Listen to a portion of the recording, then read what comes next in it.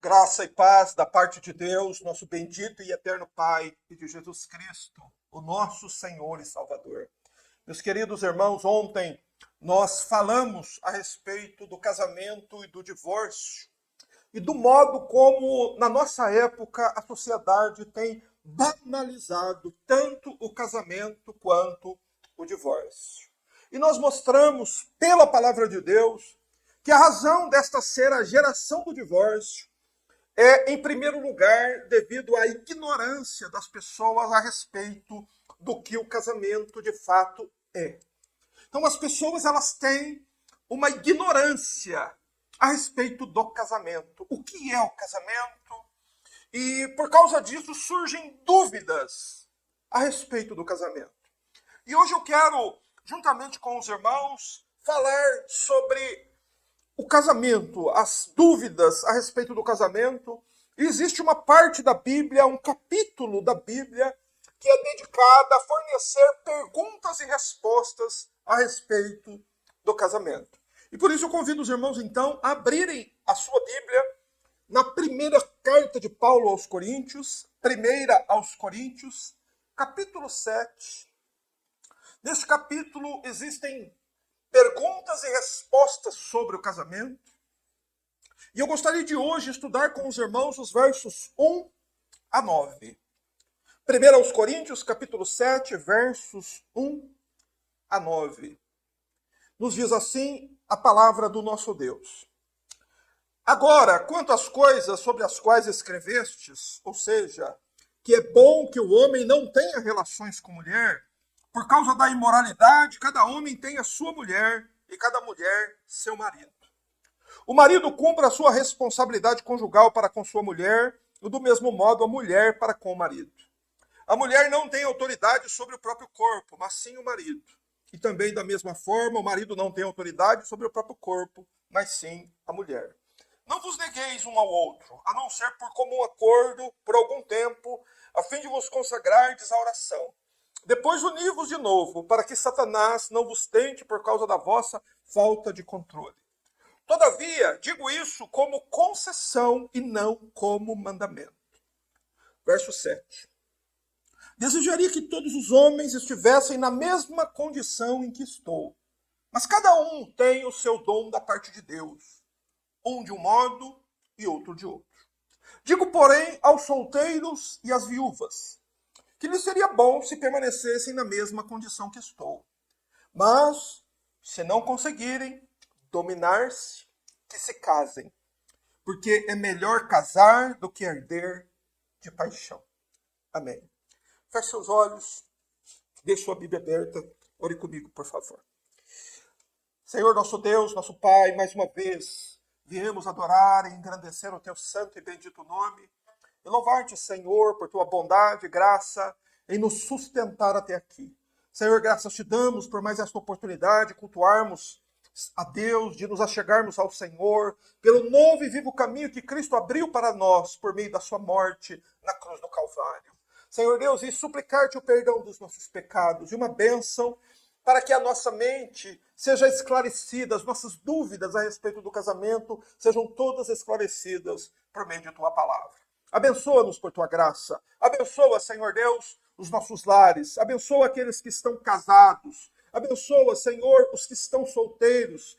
Meu Deus, e que todos nós possamos, à luz da tua palavra, meu Deus, seguirmos a nossa vida neste mundo do modo como o Senhor ordenou em sua palavra. Ajuda-nos por tua graça, dá-nos luz e entendimento e aplica, Senhor, estas palavras ao nosso coração. Nós oramos a ti e agradecemos ao Senhor por esta bênção, no nome do Senhor Jesus Cristo. Amém. Meus irmãos, ontem nós abordamos os princípios do casamento que foram estabelecidos pelo Senhor nosso Deus desde a criação. E princípios estes que estão em vigor até hoje. Nós também falamos ontem do modo como o Senhor Deus vê o divórcio e das consequências que existe em se divorciar. Por isso, se você não conhece os princípios bíblicos a respeito do casamento e nem as consequências de se divorciar, nós recomendamos que você assista a nossa pregação de ontem. Tá certo? Todavia, nós sabemos que problemas matrimoniais não são coisas de agora. Desde que o mundo existe, desde a queda de Adão, existem problemas matrimoniais. Dentre tantas consequências que o pecado trouxe no dia em que Adão e Eva caíram em pecado no Jardim do Éden, uma das coisas que fica bastante evidente foi que o pecado trouxe também uma crise conjugal. Não é? Adão e Eva, além de todos os problemas para eles e para as gerações, não é, que se seguiriam deles, se instalou entre o casal uma crise conjugal. Então esses problemas matrimoniais, essas dificuldades, elas existem desde Gênesis capítulo 3. Mas o problema relacionado a estas crises conjugais não está no casamento. O casamento é a instituição de Deus. Portanto, o casamento é uma bênção de Deus para o homem e para a mulher. O casamento é uma bênção de Deus. Por isso Deus instituiu o casamento. Por isso Deus criou homem e mulher, para que os dois pudessem se casar e viver unidos. O problema não é o casamento, não é a instituição. Onde está o problema do casamento? Está no casal. Está nos problemas de relacionamento entre o homem e a mulher. Nós vemos que muitas igrejas fornecem programas de reabilitação de casais, porém isso não funciona. Isso faz com que um casal se abrace e se beije por 15 dias e depois volta o problema tudo de novo. Qual é a solução para o casamento, irmãos? É Jesus Cristo. É a conversão. É o novo nascimento. É nascer de novo. Da água e do Espírito. Essa é a solução para o casamento. Porque aqueles que nascem da água e do Espírito, o que é que eles desejam muito depois disso? Viver de acordo com a vontade de Deus. Em todos os aspectos da vida. Sobretudo no casamento. Então entenda que a solução não é fazer um jantar para os casais, ou fazer um culto de casal, ou fazer algum programa, ou alguma viagem. Tudo isso é conversa fiada, é balela. O que os casais precisam é de conversão, porque o problema do casamento se instalou por causa do pecado, e o problema do casamento só vai embora quando Jesus Cristo chega, e o pecado é perdoado, e o Espírito Santo então enche os corações, e aquele casal é transformado e nasce de novo. Aí, o problema do casamento ele é resolvido. Até lá, meus irmãos, pode fazer o programa que quiser, porque não vai resolver os problemas dos homens. Mas eu vou pregar hoje para cristãos. Eu acredito que o público que me ouve são de pessoas que verdadeiramente conhecem a palavra de Deus, temem a Deus e que desejam viver de acordo com a vontade do Senhor. E por isso que ontem eu falei sobre a instituição do casamento e o divórcio. E hoje eu quero começar a examinar com os irmãos 1 Coríntios capítulo 7. E por quê? Porque este capítulo, ele é singular. Ele nos apresenta orientações básicas para aqueles que já são casados. Como é que um casal que já está em Cristo, um casal cristão, deve se relacionar? Paulo ensina isso aqui. Paulo também fornece orientações básicas para aqueles que querem se casar. Também existem informações para os solteiros. E também existem orientações para aqueles que já foram casados, para os divorciados. Também tem orientações bíblicas aqui. Há pessoas que já se casaram, se divorciaram, vivem divorciadas hoje, mas são servos de Deus, temem a Deus e querem andar na presença de Deus. Eles olham para 1 Coríntios para quê?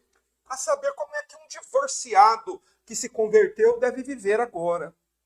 E há também em 1 Coríntios 7 orientações para aqueles cristãos que querem permanecer solteiros. Então há na Bíblia também a possibilidade de você ser um cristão solteiro. E o próprio apóstolo que escreveu este capítulo foi um apóstolo solteiro.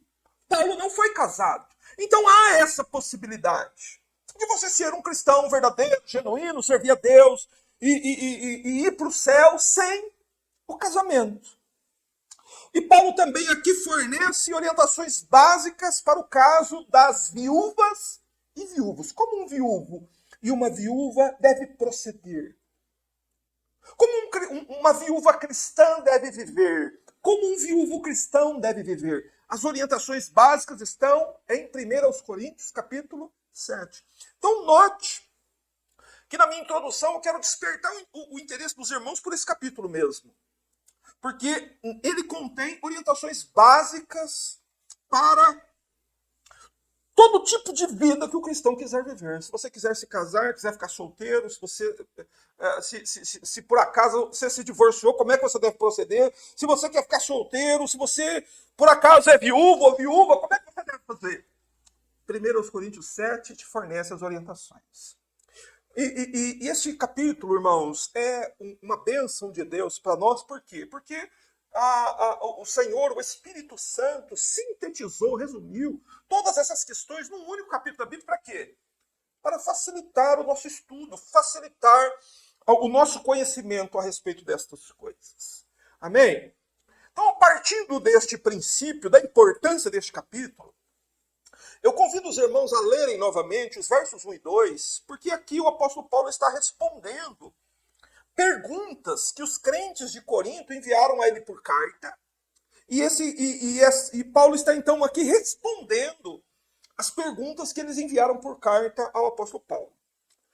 Por isso Paulo diz assim: agora, quanto às coisas sobre as quais escrevestes, ou seja, que é bom que o homem não toque em mulher, ou não tenha relações com mulher. Não é? Por causa da imoralidade, cada homem tem a sua mulher e cada mulher seu marido. Paulo começa a responder aqui o primeiro questionamento, a primeira dúvida. Qual foi a primeira dúvida que um crente de Corinto teve? A primeira dúvida era essa. Se era bom ou não que o homem tocasse em mulher. Mas essa declaração de Paulo aqui, isso que está escrito aqui, precisa ser entendida, porque ela soa um pouco estranha aos nossos ouvidos, né? Parece estranho, não parece? O apóstolo Paulo dizer assim, não é bom que o homem toque em mulher? Então isso precisa ser entendido e explicado à luz da pergunta que foi feita ao apóstolo Paulo. Mas em primeiro lugar, o que é que nós precisamos fazer? Qual é o primeiro ponto para nós sermos introduzidos a esse primeiro capítulo, a esse primeiro versículo do capítulo 7 de 1 Coríntios? Entendermos que Paulo não está aqui defendendo o celibato. O que é o celibato? Vocês já perceberam que padres católicos, eles não casam? Eles fazem um voto de celibato. O que é o celibato? É a condição de que uma pessoa, por escolha própria, decide não se casar. Isso é chamado de celibato. Porém, Paulo não está defendendo o celibato aqui. Muito pelo contrário. Porque defender o celibato é ir contra o pronunciamento que o próprio Deus fez na criação. Lembra quando Deus viu Adão? O que foi que o Senhor Deus disse? Não é bom que o homem esteja só. Então o próprio Deus, em Gênesis 2,18, diz que não é bom que um homem viva sozinho. Não é bom, não é a condição adequada para um homem viver sozinho. Quer dizer, viver sem uma esposa, sem uma mulher, viver solteiro. Não é? Então Paulo não está aqui de modo algum defendendo o celibato. E um outro argumento fortíssimo é que o próprio apóstolo Paulo, ele defende o casamento em todo esse capítulo. E em Efésios 5:22, Paulo comparou a segunda vinda de Cristo para vir buscar a igreja com o quê? Com casamento. Então, Paulo não está defendendo aqui o celibato e nem Paulo é contra o casamento, porque há pessoas que acabam interpretando equivocadamente o sentido destas palavras. Mas então qual é o sentido delas? O que a Bíblia está nos ensinando aqui? O que foi que os crentes de Corinto escreveram para Paulo e Paulo está respondendo a eles assim, que não é bom que o homem toque em mulher? A expressão usada por Paulo aqui, tocar em mulher, é um eufemismo. Você sabe o que é um eufemismo? Eufemismo é uma forma de você atenuar o sentido de uma palavra usando uma palavra mais branda. Não é? Paulo está se referindo aqui ao ato sexual. Paulo está dizendo aqui, não é bom que qualquer homem se relacione sexualmente com qualquer mulher. É isso que Paulo está dizendo. Paulo está tirando esse ato de tocar na mulher de Provérbios 6:29. Provérbios 6:29 diz assim: assim acontecerá com quem se deitar com a mulher do próximo. Quem a tocar não ficará sem castigo. Então, Provérbios 6:29 usa um eufemismo para a prática sexual de um homem com a mulher de seu próximo. Tocar nela significa se relacionar sexualmente com ela. Então, entenda que, portanto, Paulo está dizendo aqui que não é bom que o homem tenha relações com a mulher sem que ele seja casado com ela. E por que não é bom? Por que Paulo diz que não é bom? Não é bom que o homem tenha relação. Ele dá a razão no verso seguinte, por causa da imoralidade. Imoralidade, aqui a palavra imoralidade é a palavra grega porneia. E porneia tem um leque de traduções. Porneia para uma pessoa solteira, o que é? É a fornicação. Porneia para uma mulher casada é o adultério. Porneia para um homem casado é o adultério do homem. Então a imoralidade, a qual Paulo se refere aqui, é que o homem, se ele não for casado com uma mulher e ele se relacionar sexualmente com a mulher, o que acontece? Ele comete o pecado da imoralidade, da fornicação, né? Ou, se ele for casado, do adultério. Mas é por isso que Paulo diz que cada homem tem que ter o quê? A sua mulher. E cada mulher tem que ter o quê? O seu homem. Por quê? Qual a razão? Por causa dos impulsos, dos desejos sexuais. Esse é o cerne da questão. Esse é o cerne de 1 Coríntios capítulo 7. Os crentes de Corinto, eles viviam no meio de uma sociedade pagã que não via mal nenhum de uma mulher solteira fornicar com um rapaz solteiro. Que não via mal nenhum num homem casado adulterar. Que não via mal nenhum no homossexualismo. Essa era a sociedade de Corinto. E a igreja estava inserida nesse contexto. Então o apóstolo Paulo, para evitar que os crentes viessem a pecar no sentido da imoralidade sexual, que é algo muito grave aos olhos do Senhor nosso Deus, ele ordena o quê? Que cada homem tenha sua mulher. E como que chama isso? Casamento. Ou seja, por causa da imoralidade, para que o homem não se torne imoral no sentido sexual, né? não cometa o pecado da porneia, da imoralidade, o que o homem precisa? Ele precisa estar protegido sob o casamento. O casamento é um muro de proteção contra os pecados da imoralidade sexual. Né? E ele é muito claro, muito específico dizer, cada homem tem a sua mulher. Ou seja, o padrão do casamento instituído por Deus lá na criação, qual foi? Exatamente esse.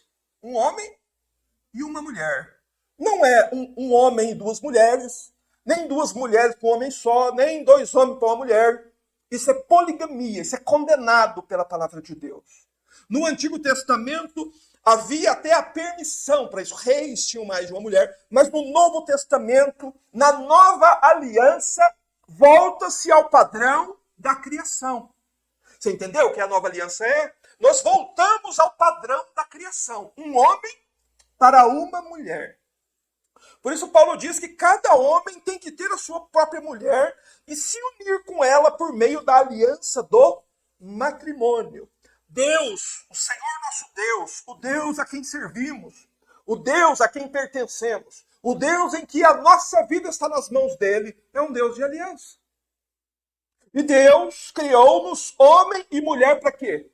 Para que nós entremos em aliança, o homem com a mulher. E essa aliança do homem com a mulher tem nome. Qual é o nome? Casamento, matrimônio. E por que Deus estabeleceu o casamento? Porque o casamento ele é o remédio contra a imoralidade que domina o mundo. É o único remédio. Não tem conversa, não tem jeito. Ok? E Paulo aqui então, nos versos 3 até o verso 6, ele trata da questão da intimidade do casal, do marido e da mulher. Mas nós vamos pular aqui direto para o versículo 7, porque eu quero dar um foco aqui numa outra questão. No verso 7, Paulo diz: desejaria que todos os homens estivessem na mesma condição que estou. Mas cada um tem o seu dom da parte de Deus, um de um modo, outro de outro. Aqui o apóstolo Paulo, ele fala de um dom. Esse dom, ele é chamado, ele é ensinado como o dom do autocontrole. Você já percebeu que tem pessoas que têm um controle maior sobre seus impulsos naturais? Você percebeu isso? E que tem pessoas que já não têm controle sobre esse impulso? Paulo está falando aqui que ele desejaria que todos os homens fossem como ele. Paulo era um homem assim, um homem casto, um homem solteiro, porém incontaminado dos pecados sexuais. Porém, isso Paulo diz que é um dom de Deus. E que há pessoas que realmente receberam esse dom de Deus. Receberam o dom de serem comedidos. Há mulheres que são assim, castas, comedidas. E isso é um dom de Deus. Há homens assim, não é? Como Paulo, comedidos, equilibrados, que se mantêm castos. O que é uma pessoa casta? É um solteiro incontaminado da impureza sexual. Né? Isso é o quê? É um dom de Deus, Paulo diz. Isso Deus deu. Se você tem isso, você recebeu uma bênção de Deus, um dom de Deus. Porém, Deus não deu isso a todos. Né? Porque nós conhecemos, e muitos de nós somos assim. Pessoas que já não conseguem se manter solteiros. Esses que não têm esse dom da parte de Deus, de se manter casto, de ter esse autocontrole, estes então, o que eles precisam fazer? Estes têm que casar. Esse não tem jeito. Se ele não se casar, para onde que ele vai? Ele vai para a porneia. Ele vai para a imoralidade sexual. E o casamento ele foi ordenado por Deus exatamente para que o homem ele consiga para que fosse um modo que o homem conseguisse assim extravasar esse desejo. Você entende? Senão a pessoa ela simplesmente ela não consegue viver se ela não conseguir extravasar esse desejo que existe dentro dela. E um dos propósitos de Deus colocar esse desejo dentro dos homens é para que a própria humanidade se procriasse. Para que os homens, através do casamento, através do matrimônio, através do relacionamento sexual, as mulheres tivessem filhos e os homens enchessem a terra. Então é por isso que existe esse desejo. Porém, quando Deus ele retira do homem essa necessidade de casamento, ele dá ao homem o dom do autocontrole, né? Ou o chamado dom da continência. Né? Uma pessoa que consegue se abster dessas coisas. E Paulo era um homem que tinha esse dom. E nós notamos, pelas palavras dele, pela atitude de Paulo descrita na Bíblia, que Paulo se alegrava em ser assim. Que Paulo estava satisfeito em ser assim. Tanto que ele diz: eu desejaria que todos os homens estivessem na mesma condição em que eu estou. Não é? Eu gostaria que todos os homens fossem como eu. Mas se todos os homens fossem como Paulo, o que não existiria? Não existiria a humanidade, porque simplesmente os homens não se casariam, não teriam filhos, e a humanidade não se perpetuaria até o fim dos tempos para cumprir o plano eterno de Deus, que é a humanidade chegar até o dia final. Então há pessoas que Deus deu o dom do autocontrole, e há pessoas que não receberam esse dom do autocontrole. E essas pessoas que não receberam esse dom, o que elas precisam fazer então? Se casar, para quê? Por quê? Porque senão ela vai cair em pecado.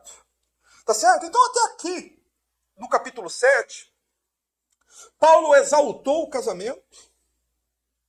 Paulo encorajou, no verso 2, as pessoas a entrarem no matrimônio. Paulo ensinou que o casamento do homem e da mulher é o ambiente onde o homem e a mulher encontram a felicidade e a satisfação mútua. Paulo ensinou isso dos versos 3 a 5, depois, se você quiser estudar mais sobre isso. Onde que o homem que não tem esse dom que Paulo tinha encontra satisfação e felicidade? No casamento. No casamento. No entanto, o próprio apóstolo Paulo estimula também as pessoas que têm esse dom do autocontrole a se manter assim como ele é. Tanto é que ele desejava que os homens fossem assim. Em seguida, no versos 8 e 9, Paulo responde dúvidas dos cristãos solteiros e das viúvas. Então, crente solteiro tem pergunta também, não tem? Tem dúvida também, não tem? Claro que tem. Viúvas também têm dúvidas, não tem? E agora Paulo responde as dúvidas dos solteiros e das viúvas. Vamos ler versos 8 e 9. Digo, porém, aos solteiros e viúvas que lhes seria bom se permanecessem na mesma condição que estou. Mas, se não conseguirem o quê? Dominar-se, conter-se, o que devem fazer? Que se casem. Por quê? Qual a razão? Por que tem que casar? Porque é melhor casar do que arder de paixão. Então, assim como nós temos observado de ontem para hoje, e veremos por mais alguns dias à frente, o casamento é algo amplo e complexo. Tá? Existem muitas situações possíveis para um ser humano. Mas agora Paulo, ele aconselha quem aqui? Os jovens e as viúvas. Não é? Paulo agora vai aconselhar duas classes de pessoas e o conselho dele, em primeira mão, qual é? É que eles permaneçam como ele. Como? Sem se casar. Por que Paulo aconselha os solteiros e as viúvas aqui em 1 Coríntios 7 a não se casar? Porque eles estavam vivendo tempos de perseguição, de dificuldade. Isso está aqui em 1 Coríntios 7, 26. Leia comigo, por favor. Entenda o contexto. O que estava acontecendo? Por que Paulo está aconselhando os solteiros e viúvas a não se casar aqui? No verso 26 ele explica. Ele diz assim: considero, pois, que é bom, por causa do quê? Da dificuldade do momento que a pessoa permaneça em sua atual condição. Então pensa aqui comigo. Pensa. Volte sua mente lá para os tempos de Paulo. Ou melhor, pense que você vive na Segunda Guerra Mundial. No meio da Segunda Guerra. É aconselhável se casar no meio da guerra? Claro que não. É aconselhável ter filhos no meio de uma guerra? Não. Então é por causa dessas situações do momento que Paulo diz aos solteiros e às viúvas que seria bom se eles permanecessem na mesma situação de Paulo. Porém, quando Paulo aconselha os solteiros, o que é uma pessoa solteira? Eu preciso explicar o óbvio, e eu faço questão de fazer isso. Uma pessoa solteira é uma pessoa que nunca se casou, ok? Isso é uma pessoa solteira. Ela nunca morou junto com ninguém. Isso é uma pessoa solteira. Onde que uma pessoa solteira mora? Com o pai e com a mãe. Então, esses são os solteiros. E os solteiros aqui são solteiros cristãos. Não é, Paulo, eu digo aos solteiros. E Paulo, ele é realista. Ele aconselha aos solteiros e às viúvas que não conseguem dominar os seus impulsos, que não têm o dom do autocontrole, ele orienta a esses fazer o quê? A se casar. Ele diz, é melhor casar do que arder de paixão. Então, é evidente que o apóstolo Paulo, ele compreende que a natureza humana contém várias nuances diferentes, que os homens são diferentes uns dos outros, não é? uma mulher é diferente da outra, né? Há desejos diferentes de uma pessoa para outra, há pessoas que têm um impulso maior para uma coisa e para outra. Então Paulo, ele avalia todos esses nuances da natureza humana e ele fornece a todas as pessoas, a todos os tipos de cristãos, aqui em 1 Coríntios 7, a todas as classes de cristãos, conselhos muito sensatos. Ele já tinha falado um pouco antes a respeito do autocontrole. Não é? No verso 8 ele tinha falado sobre isso. Só que agora no verso 7 ele tinha dito sobre isso. Porém, agora no verso 8 ele diz aos solteiros e às viúvas que têm esse dom do autocontrole, que façam o quê? A solução que Deus... Se eles têm esse dom, permaneçam como estão. Se eles não têm esse dom do autocontrole, o que eles devem fazer? Eles devem se apegar à solução que Deus instituiu para eles. Qual é a solução? O casamento. Tá certo? Mas observe que este conselho que está aqui nos versos 8 e 9 são exclusivamente dados a duas classes de pessoas. Quais são essas classes? Solteiros. Né? O solteiro, o que é o solteiro? Uma pessoa que nunca se casou, que nunca entrou num vínculo de matrimônio, que nunca teve esse vínculo, certo? E a viúvas, ou viúvos, né? O que é um viúvo? São pessoas que já foram casados, ok? Só que o vínculo do casamento deles foi quebrado. Por quê? Por causa da morte do cônjuge. Então entenda, a gente precisa entender isso sobre o casamento. O casamento ele é vitalício, quer dizer, é pro resto da vida. É um homem para uma mulher até que a morte os separe. E o apóstolo Paulo diz isso em 1 Coríntios 7, verso 39. Por favor, leia na Bíblia isso. Que o casamento, o matrimônio, ele permanece em vigor, essa aliança, ela se mantém em todo o tempo enquanto o cônjuge está vivo. 1 Coríntios 7, 39 diz assim: a mulher está ligada ao marido enquanto ele vive. Mas se o marido morrer, o que acontece com a mulher? Ela fica livre para se casar com quem quiser, contanto que seja no Senhor. Então, os irmãos vão entender onde é que eu quero chegar aqui. Eu quero chegar nesse ponto.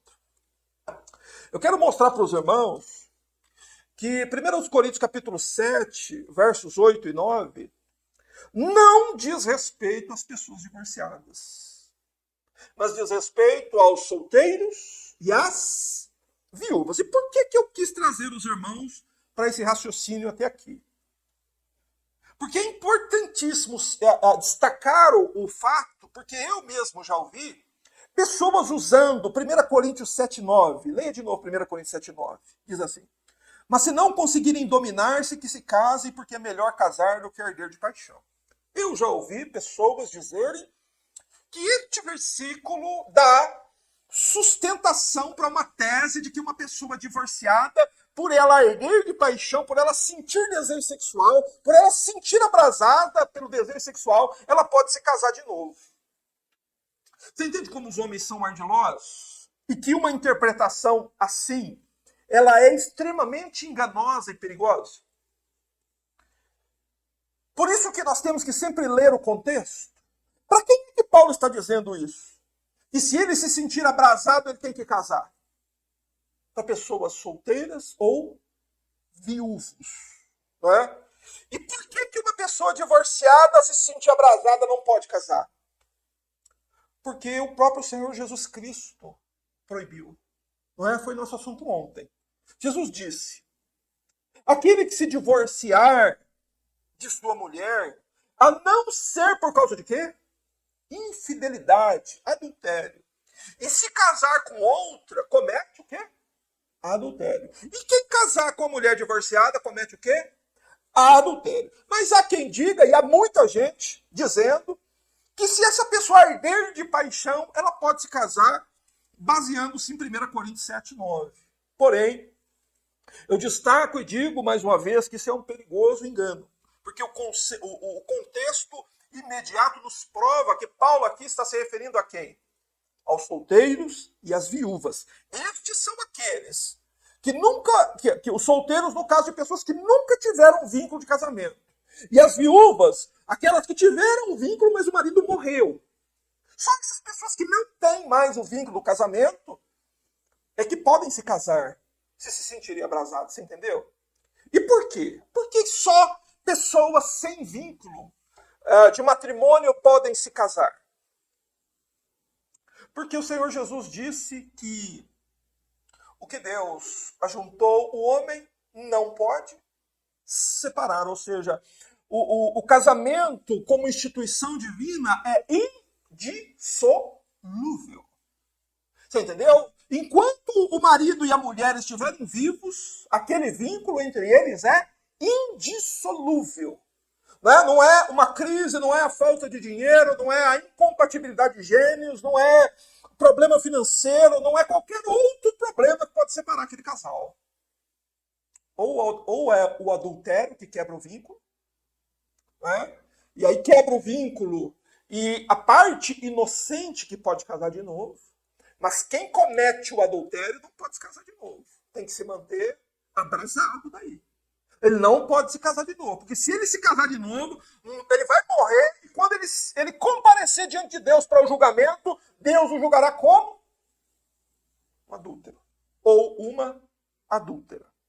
Portanto, irmãos, eu quero deixar claro que esse conselho dado aqui pelo apóstolo Paulo não se aplica a pessoas divorciadas.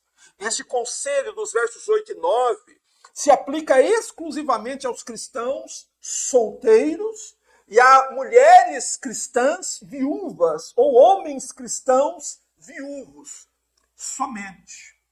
Ok? Isso é para evitar. Qual a razão do apóstolo Paulo dizer que se os solteiros e as viúvas não conseguirem dominar, deveriam se casar? Qual era a razão?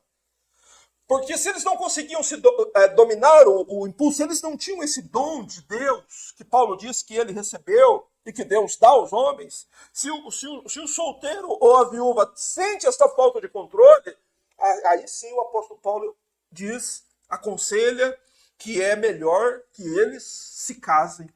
Amém? Mas um detalhe interessante e importante que eu quero destacar e deixei para o final é o seguinte: é melhor casar do que arder de paixão. Paulo está se referindo aqui a cristãos solteiros, ok? E a viúvas solteiras. Mas um cristão, um homem cristão ou uma mulher cristã, ele só pode se casar com outra pessoa cristã. Você entende? Uma pessoa, um cristão solteiro ou uma viúva solteira, cristã, crente em Cristo, verdadeira, nascida de novo, ela só pode se casar com outro homem cristão. Isso que Paulo disse lá no verso 39. Ele diz: a mulher está ligada ao marido enquanto ele vive, mas se o marido morrer, ela ficará livre para se casar com quem quiser, ou seja, a escolha de quem ela vai casar, de quem é, vai precisar, assim, ter alguma revelação, algum sonho, alguma coisa nesse sentido? Absolutamente, irmãos. A mulher escolhe casar com quem ela quiser. O único critério é que seja no Senhor. O que quer dizer isso? Quer dizer que ela tem que se casar com um homem cristão. Se é um viúvo cristão, ele só vai poder se casar com outra mulher cristã.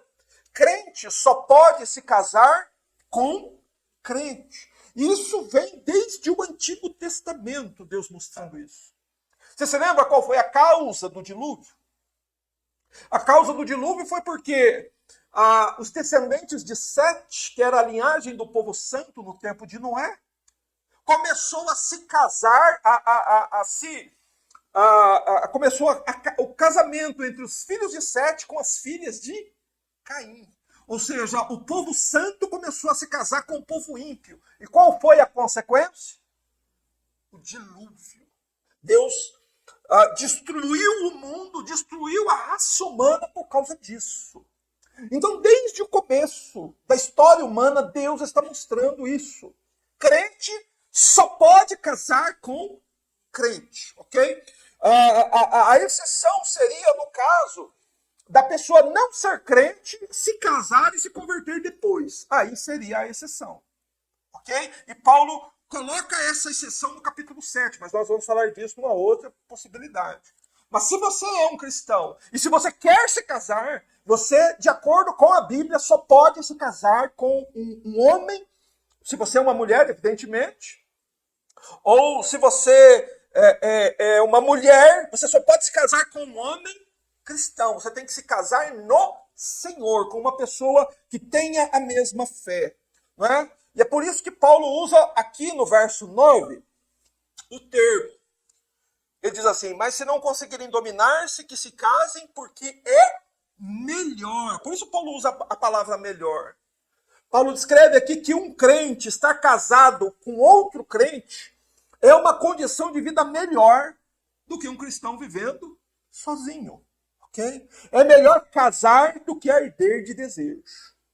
Mas, e se o casamento, por alguma razão, se tornar insustentável? Paulo coloca essa possibilidade nos versos 10 e 11. Nós não vamos falar disso agora. Mas e se por acaso isso acontecer com um crente? Dele se casar e se separar. Crente. O que acontece? Qual deve ser a condição de um cristão que se divorcia? Esse cristão, então, precisa se preparar para viver abrasado. Porque ele não vai poder mais casar de novo. Então, Paulo coloca aqui. Se o casamento, por alguma razão, não der certo, se tornar insustentável, então é melhor viver abrasado do que viver em pecado. Entendeu? Vocês entenderam? Entenderam a minha conclusão aqui? Se você é solteiro e você está se abrasando por causa dos desejos sexuais, procure uma serva de Deus, uma jovem cristã, solteira, que nunca foi casada. Conheça. Veja se ela é convertida de verdade, se vocês se dão bem. E se case com ela. Certo? E se você é mulher e está vivendo abrasada também, e você está sofrendo por viver assim, procure um homem, um jovem no Senhor, também solteiro, servo de Deus, e se una em aliança matrimonial com ele. Porém, lembre-se disso. Essa aliança, ela é vitalícia. Você entendeu? Não é igual o mundo faz test drive de casamento. O camarada vai lá, casa com uma, um mês depois não deu certo, casa com outra, casa com outra. Pense comigo, quantos casamentos você já foi que os casais já estão divorciados, já casaram de novo? Porém, não é assim diante de Deus. O divórcio para Deus é algo extremamente sério e o adultério um pecado extremamente grave. Certo? Tanto que em Hebreus, o conselho do escritor de Hebreus para os cristãos é o seguinte: venerado seja entre vós o leite sem mácula. Que seja apreciado entre os crentes, os lares, em que o adultério nunca existiu. Porque Deus vai julgar os adúlteros. Os adúlteros comparecerão diante de Deus para um julgamento. Então é melhor viver abrasado aqui na terra do que ter que suportar uma fornalha ardente pelo resto da eternidade, não é? Mas então eu concluo dizendo para os irmãos que tratar desses assuntos de casamento, nós temos que tocar em pontos que às vezes embaraçam, não é? Deixa as pessoas embaraçadas. Só que nós precisamos ser conscientes de que a natureza humana, tanto do homem quanto a mulher, o ser humano criado por Deus, ele tem características e desejos sexuais.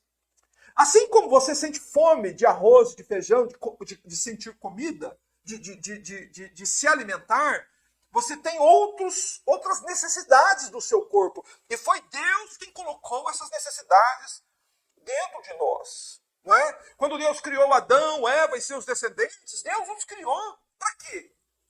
Para povoar e encher a terra. Ou seja, Deus nos criou para que exclusivamente através da união conjugal de um homem e de uma mulher, o que houvesse? A expansão da raça humana sobre a Terra. E o casamento é, portanto, o único meio lícito pela qual um homem ou uma mulher pode satisfazer essas necessidades fisiológicas. Não existe outro modo.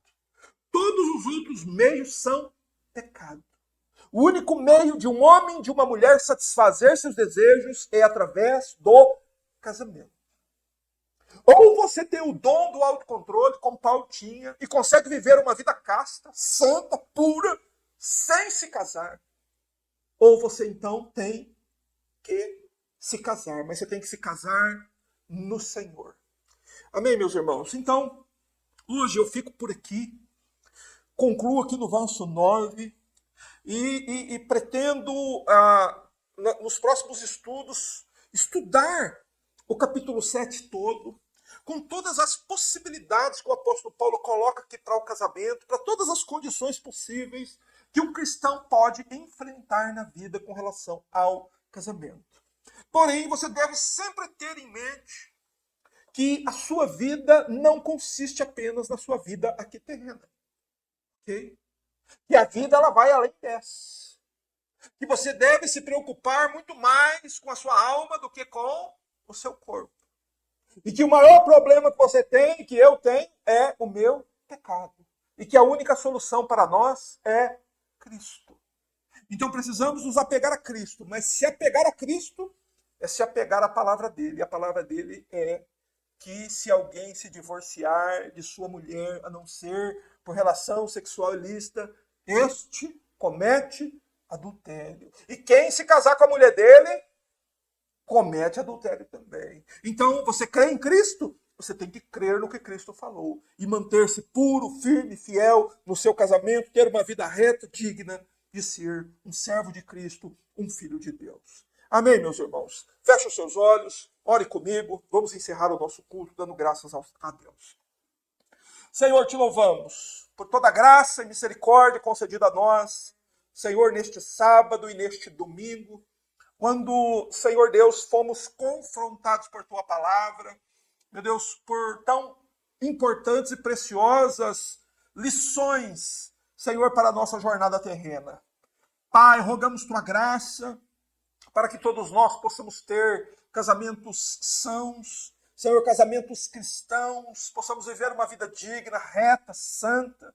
Meu Deus, que toda a imoralidade, impureza, Senhor, esteja longe das nossas casas, longe dos nossos leitos. Senhor, e que aqueles que são jovens e que estão, Senhor Deus, neste tempo sendo abrasados pelos desejos sexuais, que possam buscar ao Senhor, que possam formar um lar santo, um lar cristão, possam viver uma vida no lar para servir a Deus, para a glória do teu nome. Ajuda-nos, Senhor, para que estas palavras possam nortear as nossas vidas, os nossos casamentos, as nossas famílias, e enfim, tudo redunde para a tua glória e teu louvor. Assim te adoramos, ó nosso grande Deus e Pai, no santo nome do teu Filho. Amém. Irmãos, um grande abraço a todos, um prazer ter estado com vocês neste final de semana, e se Deus assim permitir, no próximo final de semana nós estaremos aqui trazendo outros aspectos importantíssimos a respeito da questão do casamento. Que Deus os abençoe. Fica o nosso abraço aos nossos irmãos aqui de Uberlândia, lá de Campo Mourão, onde quer que você esteja, se você está nos assistindo hoje ou assistirá esse culto no futuro pela internet, fica o nosso abraço e nós nos despedimos com a paz do Senhor Jesus.